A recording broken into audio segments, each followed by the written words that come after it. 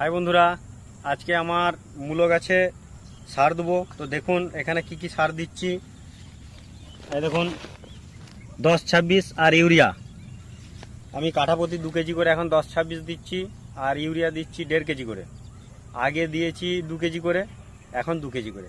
তো দেখুন আমার গাছটা আজকে 13 দিন বয়স হলো। 13 দিনে গাছটা কীরকম হয়েছে।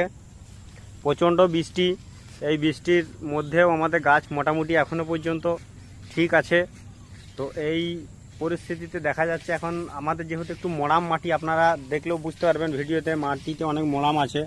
তো সেই জন্য এই মোড়াম মাটিতে এই জলের মধ্যেই দিয়ে দিতে চাইছি সারটা, যাতে কাজ হয়, না হলে শুকনো হয়ে যাবে আর কাজ হবে না।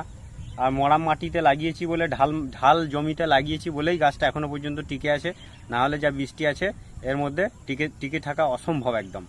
তো আসুন আমরা সারটাকে মিক্স করে ছড়িয়ে দিই। দেখুন বন্ধুরা, আমি এবার সার দিতে লেগেছি। সারটা কিভাবে ছড়াবো দেখুন। সারটা কিন্তু এইরকমভাবে ছড়াতে হবে।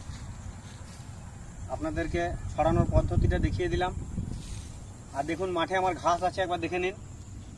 এই ঘাসটার জন্য আজকে সারটা দিচ্ছি। সারটা দেওয়ার 2 দিন পর আমি একটা এর মধ্যে ঘাস মারা ওষুধ দেবো। তার জন্য আপনাদেরকে বলে দেবো কি ঘাস মারা ওষুধ দিচ্ছি।